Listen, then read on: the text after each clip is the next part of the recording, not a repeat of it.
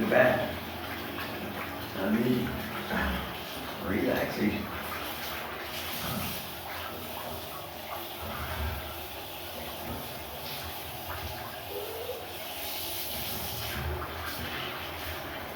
Well, 3 years and 3 months on a spiritual journey, and now I'm in a place called 7 Residents.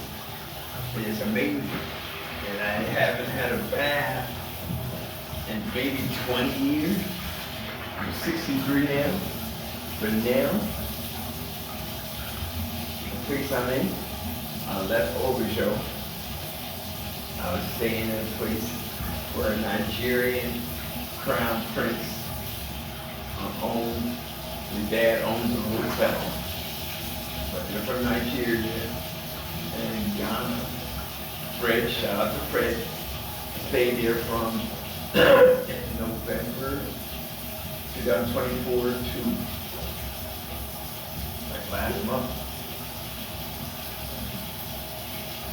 It's okay. It's a place to stay. After the guy that I stayed with in the body, he died. He died. And Edward, shout out to Edward. He was the one who brought me into Ghana because his company funded the research of Dr. Davis in 2004. The medicine that I made in 2003 in France was used in Ghana. He successfully did a human clinical trial on 39 soldiers. The medicine worked called block fusion. Utilize the immune system of another animal. The goat's immune system is 98% like the human, but 10 times stronger. So we gotta understand that. Once you understand that it's kind of all natural, per se, the goat's immune system is stronger, and it's using a better antibody. Goats use polyclonal antibodies. For humans, we have monoclonal antibodies. And the monoclonal antibody is much smaller in function. So, only thing I know is Dr. Davis took me all this stuff. So, I didn't go to university. Not that anyone at any of the universities could even understand if I was standing in front of them, explaining to them the science behind block fusion. And I think it's only because how they've been taught to approach viruses. I don't think they're taught in the beginning how to kill a virus.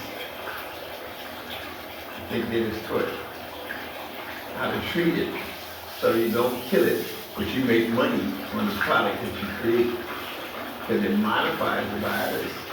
But it seems like once AI gets into it and understands that if your objective is to treat something and not kill it, then it's going to create scenarios and medications and treatments where the end result isn't the removal of the virus. Well, I'm hoping, if I'm successful, teaching block fusion technology, that's the main goal. Block fusion's main goal is remove the virus, return the human back to normal as soon as possible, with the least amount of side effects. All pharmaceutical medicine has negative side effects, and I think that's because they set the bar too low. I believe the ancestors, ancient civilization, Inky, shout out to Inky, yeah, I believe in Inky and the people I'm dealing with, they can tell you, they went outside, put their hand up like this, turned it to the sky, went behind the moon, changed the current. The Atlantic Ocean and the Gulf, they changed it. The direction of the ocean is going differently. It should be world news, like how that happened. Who did that? Because it wasn't naturally going the way it's going. Somebody changed the current. And I think those people, and all the weather patterns that are changing since they did it in Ghana, the weather's been cloudy every day. It hasn't been like a hot, sunny African day like usual in a while. So, same people sent me pictures of the aliens. They went outside and they opened up a portal. They're like this. So now the aliens are coming and going. He told me that there's a lot of activity down Iran, and there's a Stargate there, and there's a Stargate. But I tell you, on my spiritual journey, 3 years and 3 months, unfunded by any organization, maybe the movie will be crazy. I don't know who you're going to get to play my character. I suggest you, but mayhem, demons. A demon is anybody that comes up to you with a negative attitude to me that you don't even know. But they feel that they're empowered to whatever's on their mind.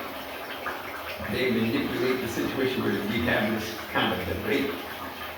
And now where I'm at on my journey, anytime I'm encountered with that kind of environment, I just call it demonic. And I tell my friend, these people are here to talk to you. Nobody off the street, especially Oxford Street, don't walk to me and try to assume that there's some kind of friendship or communication, because I'm an American. And most of the people are from other countries. So when people come and take that liberty, I check it really quick, excuse me. Hello, I said Anderson, I said Toyota, and hello, Greek, or Shalom Aleichem, because most of my friends I hang out with are Muslims. And I was like, okay, but after that, they want to talk about Trump, they want to talk about how they feel about Americans. I'm not here for that. I don't have to sit there and take that. And I say, wait. You should express yourself to the people you come to visit. My buddy whose place is at. He sells the watches and the furniture. So, and say they have a problem with that. They feel, no, I want to talk to you. I was like, half the people in the world want to talk to me. Do you know who I am? See, I'm egotistical. I am number one client Sherman in the world on Google since 2009. I know how many people hit my name indirectly or directly. And it's because of all the pictures I'm in with celebrities who have followers. So when you Google Snoop or Will or Trump or Obama, I'm in a picture with them. So the computer will see my name when they get pulled. So my name is getting hit a lot. So if you got a picture with me and you repost it, post my full name, and then you're letting Google know that you're associated with somebody who's a number one on Google. Before I left LA, people was always giving out business cards, but the new way is to be Googleable. You want to be in the top 10 or whatever you do. Brand name. You want to be known for that. Like Google me. So I love saying it. Like, yeah, oh, what's up? What do you do? You Google my name, and Google will tell you everything. Now Google says I'm an actor, and it doesn't even list all my movie credits. I get paid by collateral. The stunt coordinator hooked me up. Most of all the roles in movies, I got hooked up. And none of them, Jamie Foxx hooked me up, other than let me work on the set. The producers or directors usually like me. And they be like, Charles, I'm gonna give you a line. The most crazy time was when Sam Mendes, Oscar-winning director from Black Beauty, for American Beauty, gave me a line in the movie, Charlie. Don't you know Jamie said here like that? He said, nigga, who told you you're gonna get the movie? I said, the producer asked me, and Sam Mendes said he's gonna give me a line. I told you yesterday when we did rehearsal. Don't you know he called Ellie, he got out of his director's chair, like, he's getting ready to do a scene.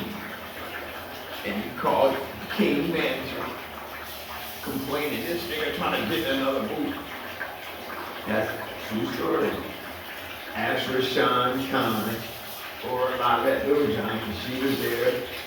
We were in Mexico somewhere. And this dude was feeling one, not understanding that dude. I told him, why don't you worry about it, right? Don't ask me. I think it was because Jay Gyllenhaal and them were working out. And I was hanging out with them, working out.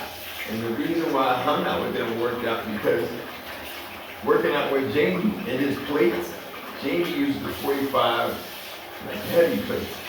But I'm not a big dude like that. And I didn't want to have to working with him take off the plates.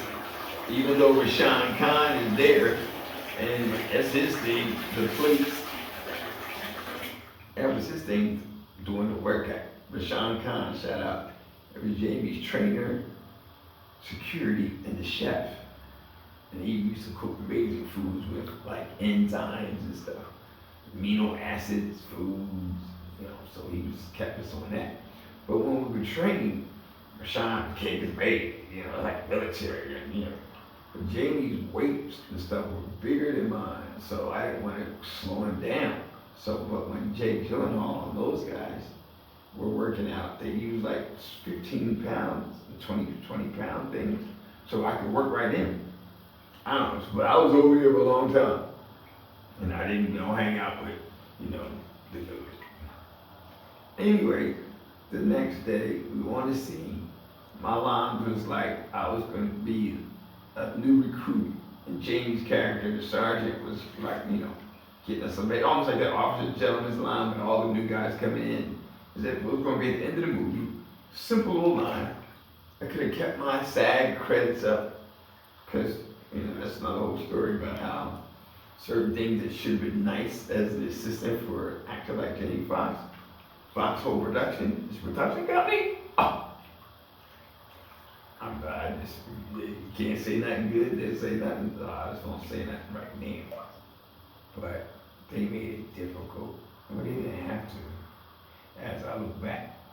But this scene was so embarrassing. Here I am, fully dressed with the rifle and the uniform. We had already did camera blocking. We already did rehearsal. Now he's on the set, the actors come in, because I was also Jamie stand-in. So in this scene, everybody, Sam Mendes, the director, I was the director, said, Sean, put you down. That's how I got all my lines. Don't you know, when we get ready to do the scene, he looked at me like, nigga, why you like that? What you in this? No, nigga. How you get in the movie like that? I said, I told you. He said, no, you didn't. You take that shit off. He made me take off all everything to my underwear. In front of all, you're gonna get embarrassed. It's okay, but don't embarrass you in front of white people. When there's white people witnesses, that makes it even worse to me, what it used to. When I was worried about stuff like that. And my clothes was at base camp. So here it is. You told me to get dressed right, time dress right here on the set to show how you could just make a nigga right.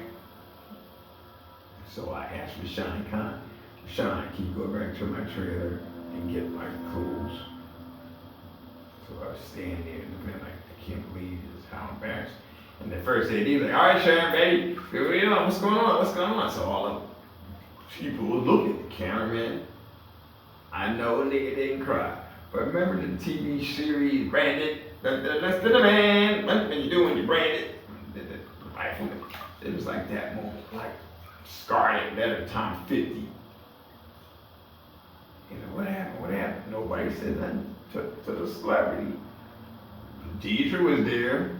I got witnesses. Deidre was there. Lalette, Little John, Deidre, shout out, that's Jamie's sister. I helped her get her cosmetology license. I told her, if you get the cosmetology license, you can do Jamie's hair and all his sets. You'll be paid. You'll be in the union. I made that happen. It was me doing my watch. She came from where she came from to come live with her big brother. That was interesting. Your predictions. She's very talented cosmetologist. She showed me an idea where she took weave hair, right, and color dyed it certain bright little neon colors. But then she would take it and take a regular braid, and then she would take the weaved hair color, and then she would wrap the braid in the weave hair. So you could get like all these abstract colors right next to each other, like someone almost tie-dyed each little strand.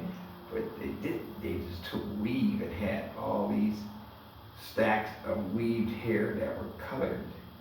And then they would take little strands of it, and then they take the braid and they would wrap it around. So then when it all looked out, it looked really nice. I thought that was an original idea that she created. I don't know how many other stylists do it, or that's a normal thing.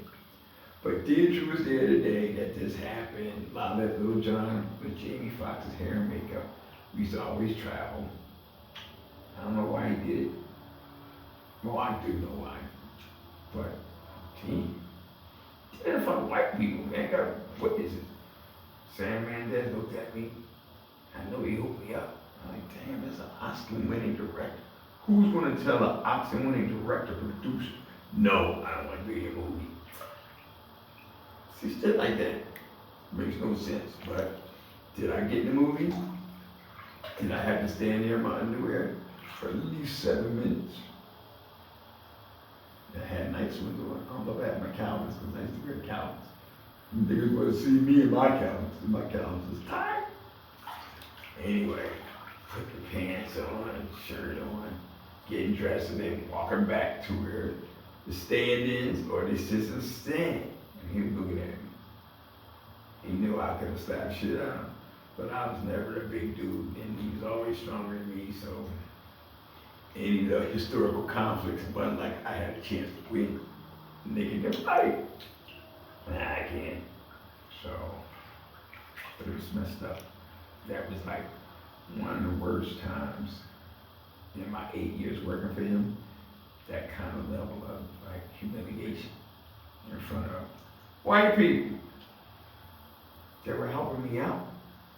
So I'm saying, on my spiritual journey here, people have been helping me out all my life when I look back. So I'm sure the hand of God has been on me all my life, but it was only told to me once I met the scientist, Dr. Davis, in 2003. He was like, Sherman, in the future, you're going to be the one to bring this technology to the world. I said, that's impossible. I'm not a scientist. He says, no, the hand of God is going to help you. And then, the movie Collateral, Tom Cruise had bought my niece a car for graduation and sent my brother to rehab, private Scientologist rehab called Narcanon. 28,000 Tom Cruise Scientologists. Brand new car for my niece, graduation. Thousand Oaks, ask him. Tom said, Sherman, don't go to the tabloids. Why would I go to a tabloid when somebody's helping me out? Did Tom do something personal for me? Yeah, he helped my family. You know, my sister was a single parent. My niece, they moved out. So, Narcanon has a program for single parents. So, what happened was, when movie stars like Jamie Foxx, when I was working for him, get a role, the producers give the time for the A-list actors to get to know each other.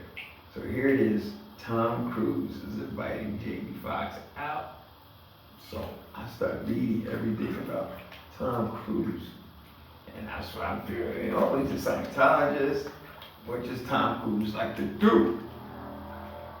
It ain't that much on social pages. So Jamie's like, yo, call Norm Lewis, call Jackson, get the stretch. Because Jamie don't like to be in limos under 9 passengers. So people used to send him town cars. And he could send that shit back.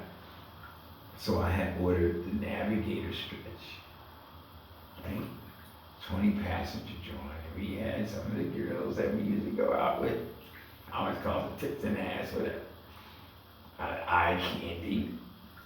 So they look good, and we usually go to Mr. Childs or Spagos or where we used to go.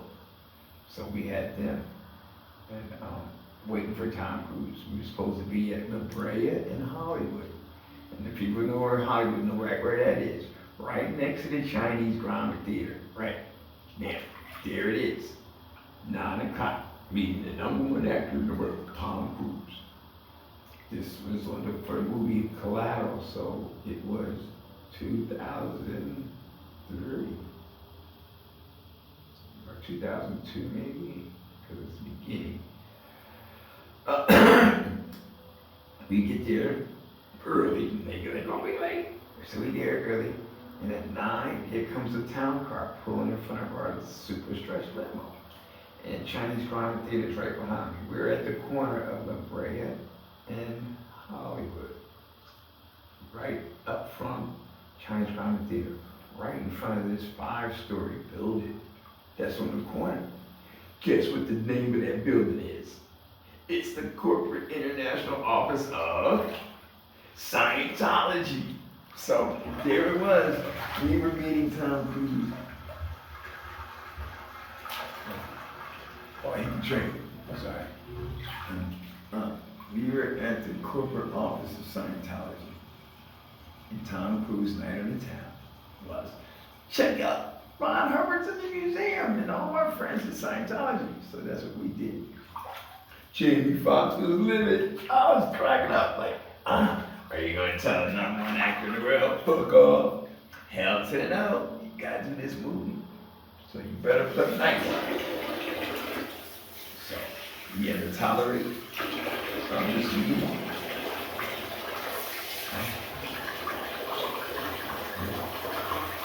Another fine hospital. You have to tolerate the media.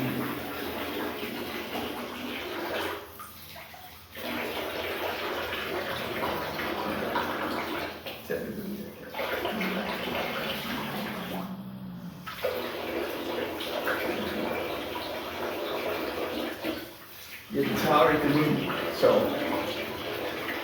first floor of the Scientology building, there were all these people here. I think at that time, the vice president was a Delta. She was a retired dentist. So I connected with her because I'm brothers. So I said, hello. And she said, hi. I said, I saw she was a Delta. Instant love. So she's the vice president. We met all the officers. And then the other Scientologists all standing around, khakis, oxy shirt burnt down, and staring at you, smiling. Remind me of the Amish people, like people in the country. So I'm from Philly, so when I would go out in Lancaster, like the Amish people. So they were always smiling. In this first floor, there was like a wall of all these pamphlets, all these programs and initiatives that Scientology support internationally. So Scientology is big in Hollywood. It's a circle inside a circle, just like in the gay mafia. You got the Scientologists, you got the Jewish community, the hip hop community, certain circles. The Scientologists don't play. They take care of their own. And I learned it.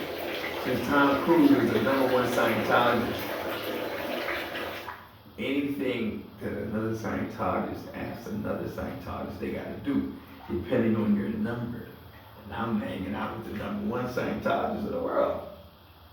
Because from this meeting Tom and Jamie Foxx, and we got to hang out. Tom took Jamie to the Scientologist corporate office. And each floor of that building was like a presentation. So the first floor, we went, it was the Ron Hubbard Museum, statues and stuff. And Jamie and Tom were talking, and I was in the back, cracking up. There was the girl, and then the Scientologist people. So we were vibing. But when we were in that lobby, I got the pamphlets to like reading. So I got the pamphlets on Narconon, which is a drug rehab just for Scientologists. Shout out to Narconon, because they hooked up my brother. Tom paid $28,000 to send my brother to rehab. And you talk about churches. Ain't no AME church, ain't no Koji church. Shout out to Bishop Blake. Do nothing for me, our family like that. So when I look back, I'm like, you know what? Why am I going to promote and put out there, oh, I'm AME, I'm Baptist, when the Scientologists looked out for my family? It is what it is. And they didn't have to. Tom was that nice. Scientologists have a program called Narconon. 85% success rate on getting off of substances.